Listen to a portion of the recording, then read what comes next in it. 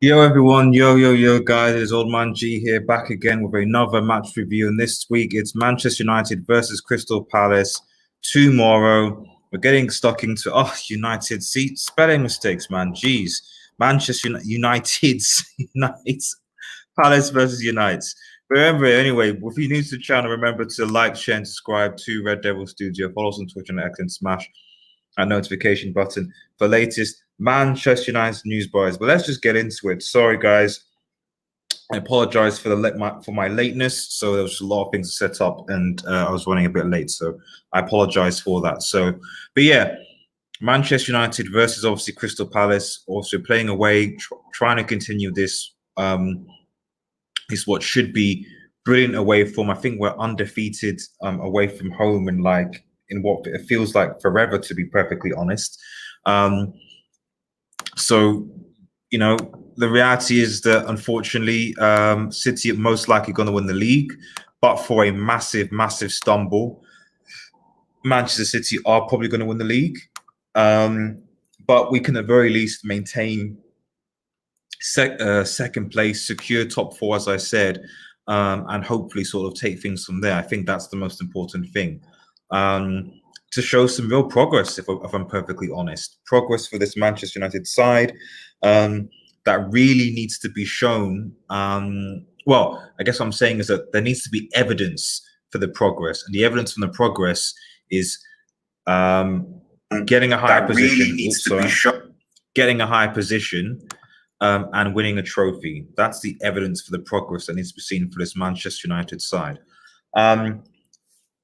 A bit of stuff from Ole Solskjaer's press conference. I think the most important thing really to take from that, at least in my opinion, was the fact that Edinson Cavani is actually fit. Edinson Cavani is fit to play for Manchester United. So he will be actually back to play. So he's traveled with the Manchester United squad, which is really good. So that will be reflected on my team lineup selection just here. But I think for me, Cavani and certainly Pogba have been a massive, massive miss when it comes to Manchester United's performances this season. Actually, just being able to have a proper number 9, even against Chelsea, I think that if we'd had a proper number 9, something we could aim to, and I always keep on saying the fact that I feel that Manchester United with proper wingers would actually strengthen this team. A Sancho, for example. But even if you get a Sancho or a Haaland, you still need to be able to create. And right now, as we saw from that woeful result against Chelsea at Stamford Bridge, we're struggling to really create opportunities. If Bruno is marked out of the game, there's no one in this team to create. Pogba's obviously not back. We're still waiting to see when he will come back. It sounds to me like it's similar to what happened last year, where he got injured and then it was just a question of touch and go.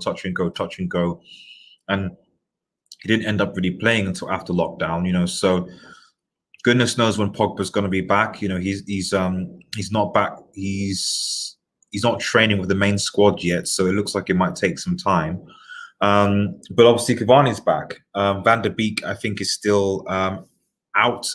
No, Van der Beek is back as well. I think he was on the bench though the weekend, which is mildly frustrating given the fact that well, what I would say about the weekend was that there was a part of me that was thinking, okay, Ollie has to play Van der Beek because McTominay's not there. McTominay's not fit. So Ollie has to play Van der Beek and get him involved. And he didn't.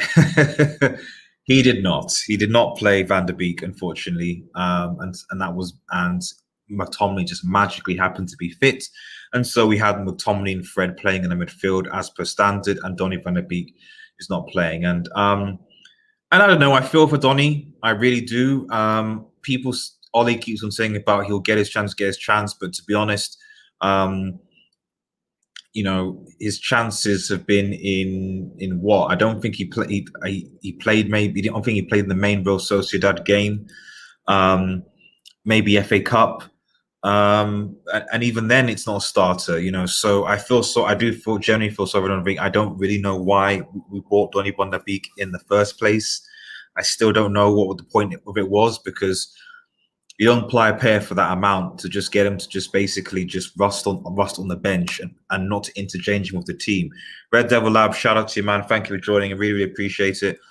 It just doesn't make sense to me. Remember to like the vid, guys. Goes a long way. So I would love it if Van der Beek could come in for this side.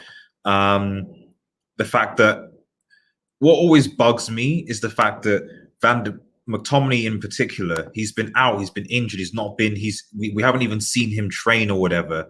And then just suddenly magically, you just throw him into into a game. It just doesn't make sense to me, you know. So but anyway, it is what it is. Sorry late. I've been man, don't worry, mate. Don't worry. I'll hopefully try and go on your live as well at some point. So but thank you for tuning in. So I appreciate it. But yeah, I've been waffling for a while, but long story short of it, Cavani is back, he's fit. We're going to be going away to Hodgson's Palace. As far as I'm aware, wilfried Zaha might be fit for this game as well. So this is going to be a bit difficult for us. Our away form against Palace is actually really good, and our away form in the league in general is actually very good as well. So I do expect the Manchester United to win here, but my issue again is going to come down to lack of creativity that we have in this squad that's been plaguing us for the last couple of games. Because to be honest, if we're fair, I don't think Bruno Fernandes has been particularly great since January. Since the start of the season. I don't think he's not since the start of this year. He's had a few good games, especially against Liverpool in the FA Cup, but in general, he's been okay. And I think his performances were a lot better when Pogba was on the pitch, so they could obviously share the load with each other. That obviously isn't happening right now, and so fundamentally, if you mark Bruno out of the game, then you know. What do you have? You know, so I mean, so here's what the lineup of what I think is the predicted 11 in my personal opinion. David De Gea will obviously go in goal. You're going to have Wan-Bissaka on the right. I mean, there's certain players in this team that I just don't really understand, need rests, and I don't really understand. You know, I do have a big frustration with Ole Gunnar Solskjaer and his inability to really rotate players and to give players game time. I don't really know when Wan-Bissaka is going to get a break. I really don't.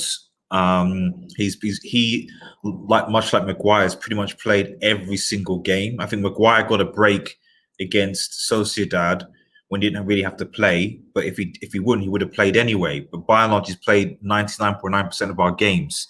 Lindelof is going to play because reasons. I don't know. Bailly is fit now, so I would always say if Bailly is fit, you bring him. Our coaches need to learn to play like a Pogba because let's face Pogba is going in the summer. Well, I'm going to hopefully post a video on that soon, but there's talks about new Pogba contracts and stuff, so maybe he might because, quite frankly, and I say this to I'll be saying this a lot during the summer is that there are a lot of teams right now that can't afford to buy players because of what's been going on with the pandemic. They can't. So all this rumor talk about this player buying this player, but being player. No, I mean, who can afford it? Because you're not only paying a fee for the player, but you're also paying for their wages. So the question is, Pogba right now is on something ridiculous, like 250, I think, something like 250, close to 3K. What a lot of people don't seem to understand is that, we'll sign Pogba. It's like, right, but you're prepared to also pay him the high wages that Pogba's on as well. And a lot of clubs right now can't afford that, or certainly cause turmoil in their clubs when they can't afford to pay others. It's an issue, you know. Unpopular opinion: Daniel James should start. I don't know. You know, Daniel James the last two games has been okay. But my problem with and thing is, to be fair, Daniel James defensively he works hard, and so I give him props for that. But his main purpose is as a winger, and as a winger, I don't really rate the guy. He's supposed to be a winger, but he behaves almost like an inside forward. You know, constantly just sort of tracking in and cutting inside when he should really be focusing on delivering a good ball and finding out. Like you'll find for a situation where like Cavani will be in the box.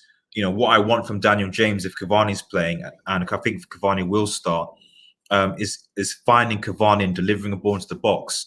And this is the frustration sometimes with the likes of certainly Rashford and Daniel James, that they're both, in my opinion, inside forwards.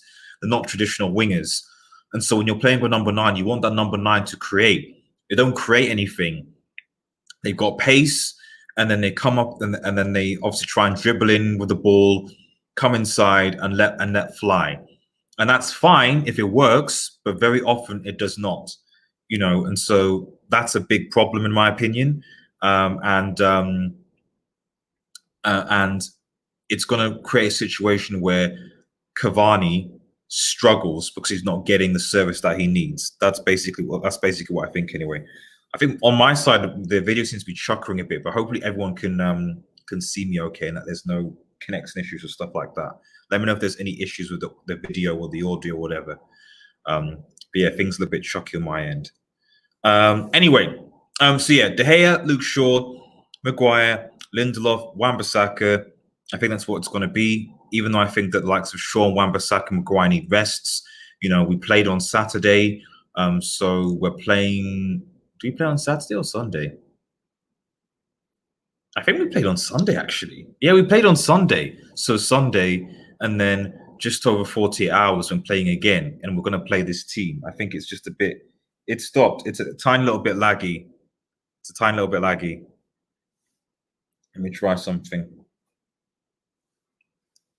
Oh, the lag means it stopped. Okay, cool. Yeah, so Shaw, Maguire, Lindelof, and Wan-Bissaka. Joe Abraham says, is McTominay being picked simply because he can run a lot and is tall? This is the stuff Mourinho was doing, and Ole's doing the same thing, picking hard with Goto, and this is why we need a top coach.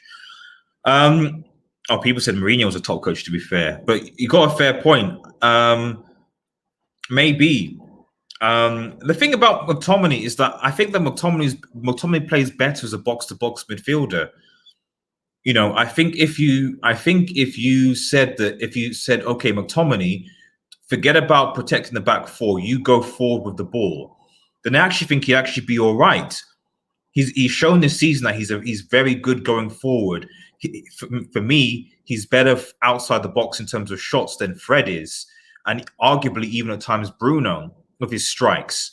So if McTominay plays a box-to-box, or like if it was a question of, okay, you've got Fernandes, then McTominay, and then someone else who can hold, like let's say you put Van der Beek and we say you're the defensive mid, then it could work.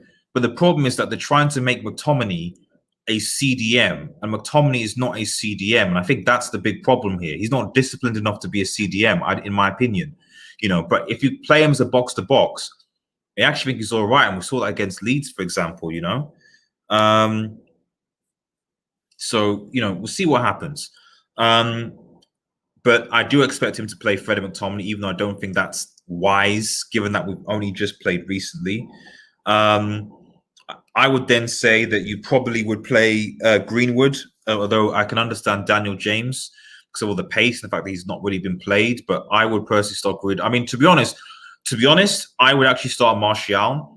I'd play Martial on the left, and I would play Rashford on the right. That's what I would do. But I think Ole, it looks like, I mean, you got to think of it this way. There's no reason why Martial shouldn't have started against Chelsea. Why didn't he start? Why did Ole go with a front three of Daniel James, Greenwood, and Rashford with Martial on the bench? So something's up there. Under normal circumstances, if your main number 9 is out, Martial is your number 9, Rashford's on the left, and Greenwood's on the right, or Daniel James on the right, or whatever. But he benches Martial. So something's not right for me there, and that's why Martial isn't here. I think he's probably going to come from the bench. Fernandes will obviously play, and God, does he need a rest. But he's going to play because he has to play. And shout out to Bruno Fernandes. A lot of people say, oh, Bruno Fernandes is Bruno Fernandes sort of...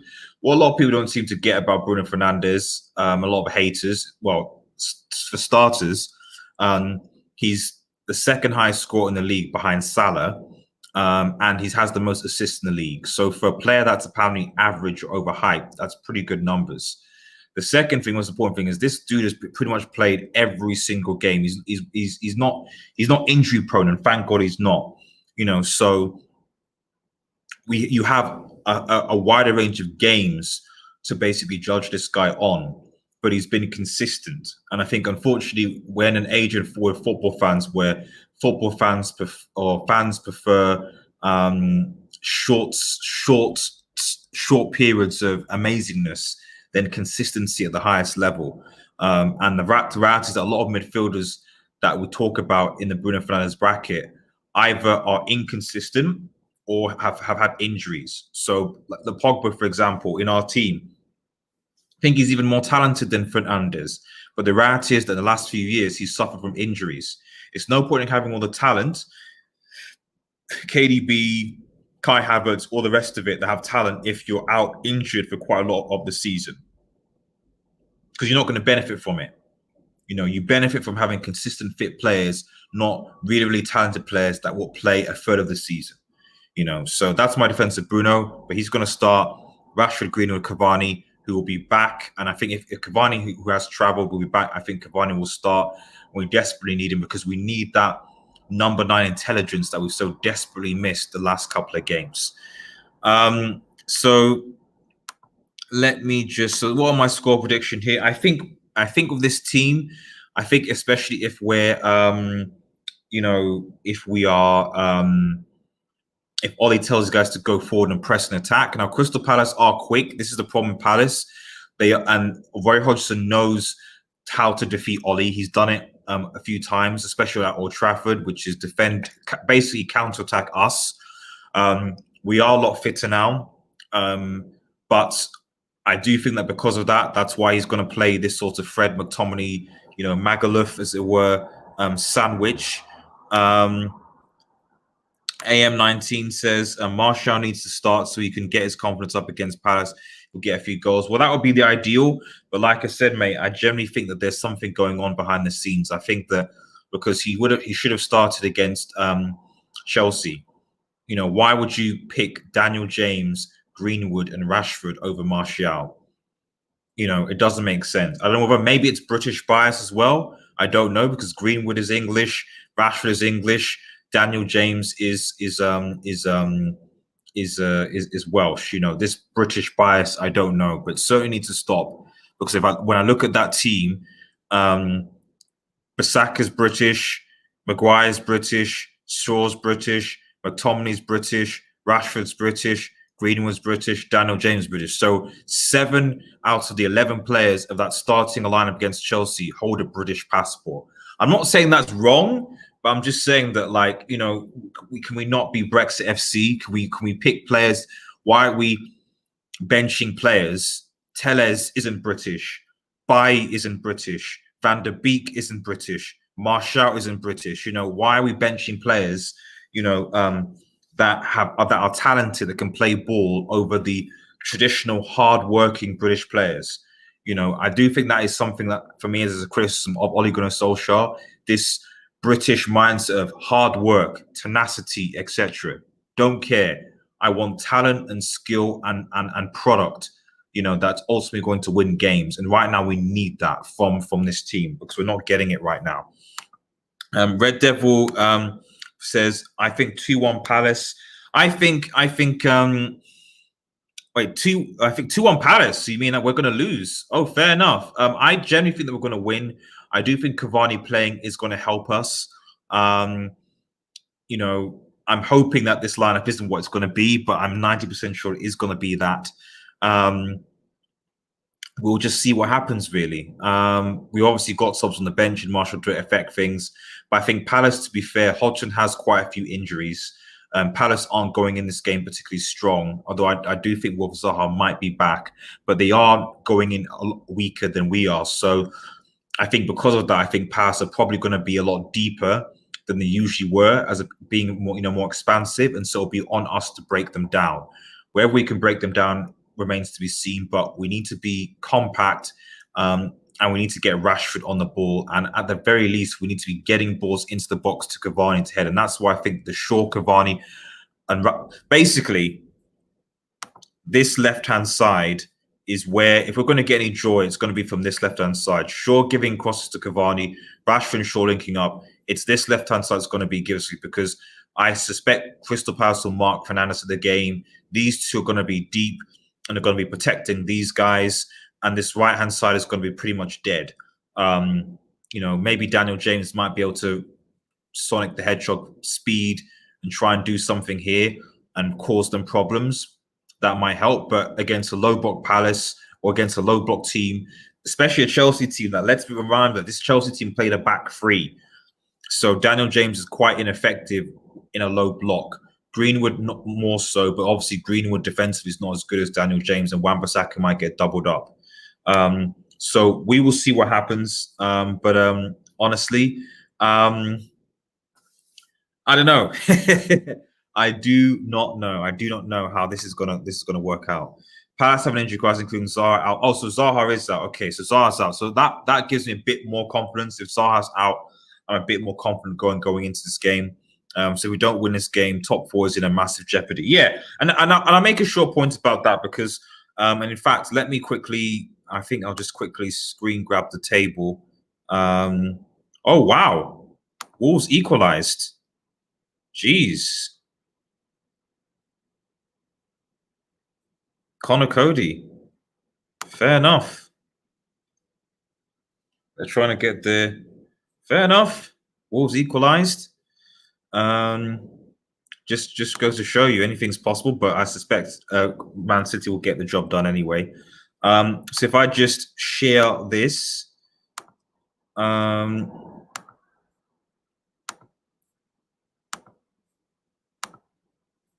okay, so hopefully everyone can see that. So obviously that's the table right now. I think pretty much everyone can ignore Manchester City. They're probably going to win, even though it looks like they're drawing right now. If we win, we're still going to be 10 points behind these guys, considering the amount of points that we've dropped. For goodness sake, it's so frustrating. Just imagine, guys. Just imagine if City draw to Wolves today and we win tomorrow.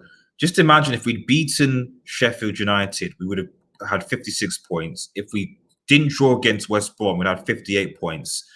If we didn't concede in the last minute of the game against Everton, we'd have 60 points. We'd only be 3 points behind City with still them to play. So people say, oh, what is Ole Gunnar Solskjaer doing against the top 6 clubs? But to be honest, the reason why we're not in this title race is because of being complacent against West Brom, against Sheffield United, and against Everton. And that was because of poor defensive mistakes. That's why. That's it. We win those games and we're still in a relative title race. Simple as that, really. And also because Liverpool are balls. But yeah, just going back to the table, if you look at the table from what I can see, guys, so I think to pass. United obviously got 50 points. If we win this game, we've got 53 points. The key thing coming up is that Liverpool are going to be playing Chelsea midweek, and then I think that Chelsea play Everton at the weekend, and we obviously play City at the weekend. So if we beat Crystal Palace, one of these two teams, in my opinion, is going to lose. I don't think Liverpool-Chelsea is going to end in a draw. So if Liverpool win, for example, and we win, we're still going to be 7 points clear of Liverpool, but we're going to be we're going to be 9 points clear of Chelsea. I think Leicester City still have to play, West Ham still have to play, and so on. So we're now going into a phase of the season where every point counts, and I generally think that if United can beat Crystal Palace and at least get a result against Manchester City, I think top 4, and this is the key thing, top 4 in particular, I think top 4 is pretty secure. It's not over, but I think it's probably secure given the opposition that we have to play, and the fact that there's so many other teams that are involved in this top 4 game that you wouldn't be surprised if Villa, Spurs, Everton, Liverpool, etc. took points from each other. And that's the key thing here. It's so close from, I would say, 9th, because Villa have 2 games in hand, to 4th and 3rd, that all of these teams have things to play for. And so I'm not that worried about Manchester United top 4's situation, because I know, and the difference between Villa and say Leicester and United, the difference between these teams is not that much. And so a lot of these teams are going to be taking points off each other. So yes, United might draw points to City at the weekend, but you know what? There's going to be another clash here, which means that it'll further stabilize the top four situation for Manchester United. But if we can get second place, which is what I want Manchester United to get, you know, then and we get a trophy, can you really say that this has been a bad season? I'd accept second with an FA Cup and Europa League. Considering what I said at the start of the season, I would accept that. But yeah, I predict 2-1 to Manchester United. Hopefully, we get the dub. Anyway, guys, if you're new to the channel, remember to like, share, and subscribe to Red Devil Studio. Follow us on Twitter and X, and smash the notification button for the latest Manchester United news. Have a nice day, everyone, and cheers.